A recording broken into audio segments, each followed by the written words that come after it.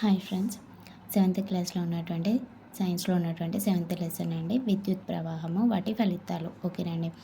Cell అండి అంటే battery లోహపు రేకు. ఓకేనండి. సెల్ లోహపు రేకు జింకుతో తయారవుతుందండి. ఓకేనా. దేంతో తయారవుతుంది? జింకుతో తయారవుతుంది కాబట్టి గట్టిగా ఉంటుందని గుర్తుంచుకోండి. ఓకేనా. జెడ్ అంటే లాస్ట్ లెటర్ కాబట్టి జింక్తో తయారవుతుంది కాబట్టి గట్టిగా ఉంటుంది. అది సెల్ లోహపు రేకు అని గుర్తుంచుకోండి.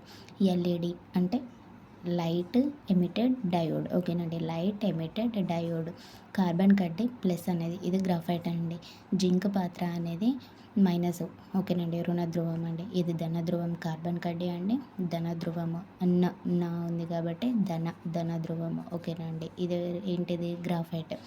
నెక్స్ట్ జింక్ అనేది మైనస్ అండి, రుణ ధ్రువం అండి. టార్చ్ లైట్ లోపల సెల్ అనేది రసాయన శక్తి కదండి, బ్యాటరీ అది ఉపయోగించుకొని విద్యుత్ శక్తిగాను మారుతుందండి. ఓకేనా. బ్యాటరీలో ఓకేనండి, బ్యాటరీలో రసాయన శక్తిని ఉపయోగించుకొని విద్యుత్ శక్తిగాను మారుస్తుంది. ఘటం అనేది ధన ధ్రువం రుణ ధ్రువాన్ని కలిగి ఉంటుంది. బల్బ్ అనేది ఈ విధంగా ఉంటుందండి. వేసిన స్విచ్ అంటే విద్యుత్ వలయాన్ని మూయడానికి తెరవడానికి యూజ్ అవుతుందండి. ఆపి ఉన్న స్విచ్ కీ అని అంటామండి. ఆపి ఉన్న స్విచ్ని ఏమంటాం? ఇది కీ అంటామండి. వెలుగుతున్న బల్బు ఇలా బ్యాటరీ ధన రుణ ధ్రువాలను ఇట్లా కలిగి ఉంటుంది, ఆవేశాలను కలిగి ఉంటుంది. ఫ్యూజ్ అనేది రక్షణ పరికరం అండి. ఓకేనండి. రక్షణనిచ్చేది ఏంటండి? ఫ్యూజ్. ఓకేనా.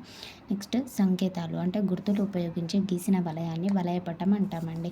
గుర్తులు ఉపయోగిస్తున్నాం కాబట్టి దాని నుంచి గీసిన వలయాన్ని వలయపటం అని అంటాం.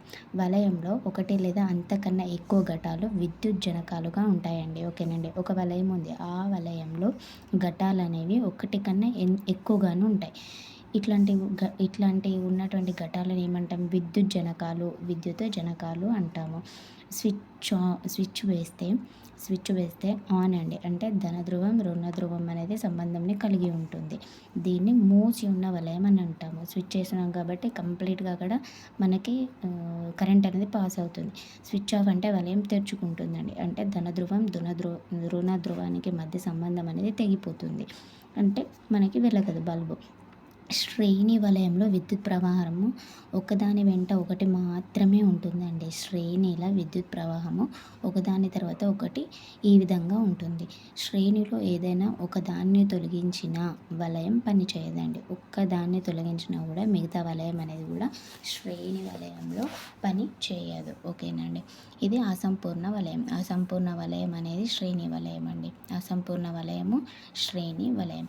సమాంతర వలయంలో విద్యుత్ ప్రవాహానికి ఆటంకం అనేది ఉండదండి. దీనికి ఏ ఆటంకం ఉండదు.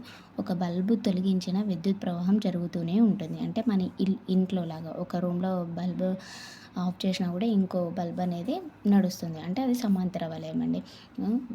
ఇండ్లలో ఉండేది సమాంతర వలయం అండి, శ్రేణి వలయం కాదు. ఘటంలో ధన ధ్రువము రుణ ధ్రువంతో కలపాలండి. ఘటంలో ధన ధ్రువాన్ని రుణ ధ్రువంతో కలపాలండి. ఘటాలను శ్రేణిలో కలపడం వల్ల బ్యాటరీ అనేది తయారవుతుంది. ఈ విధంగా ప్లస్ మైనస్ కలపడం వల్ల బ్యాటరీ అనేది తయారవుతుంది. టార్చ్ లైట్లో ఘటాలను శ్రేణిలో కలుపుతారు. ఓకేనండి. టార్చ్ లైట్లో ఘటాలను ఏ విధంగా కలుపుతారు? శ్రేణిగా కలుపుతారు. శ్రేణిలో విద్యుత్ ప్రవాహము ఒకదాని వెంట ప్రయాణిస్తుంది. సమాంతర వలయంలో వివిధ మార్గాల ద్వారా ప్రయాణిస్తుంది. ఓకేనండి. సమాంతర వలయంలో వివిధ మార్గాలు ఉంటాయంటే దాని ద్వారా ప్రవహిస్తుంది. శ్రేణులు మాత్రం ఒకే దారి వెంట ఒకే లైన్గా వెళ్తుంది అన్నట్టు. సమాంతర వలయంలో ఒక బల్బును మూసివేసి మిగతా బల్బులు వెలుగుతాయి. ఇంట్లో సమాంతర వలయంలో బల్బులు వెలుగుతాయి. ఈ సమాంతర వలయంని ఇంట్లో చూడవచ్చండి. ఓకేనా.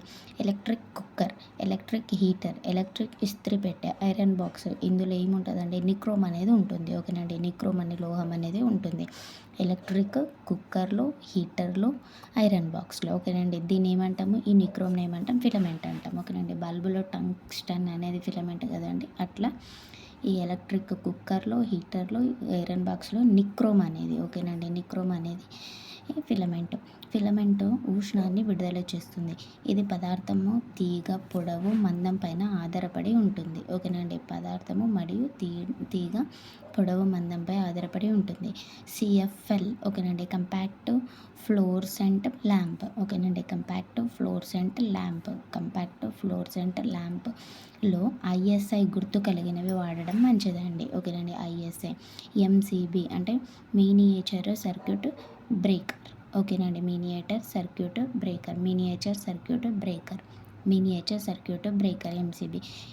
ఫ్యూజులకు బదులు ఎంసీబీని ప్రస్తుతం వినియోగిస్తున్నామండి. ఎంసీబీలో వాటంతట అవి ఆగిపోతాయి. ఏదైనా ప్రమాదం జరిగినప్పుడు ఈ ఎంసీబీలు అనేవి మనకి హెల్ప్ అవుతాయి. వాటంతట అవి ఆగిపోతాయి. తిరిగి వలయాన్ని పునరుద్ధరించుకుంటుంది. ఓకేనండి. మనం ఇళ్లలో వాడేది ఎంసీబీ.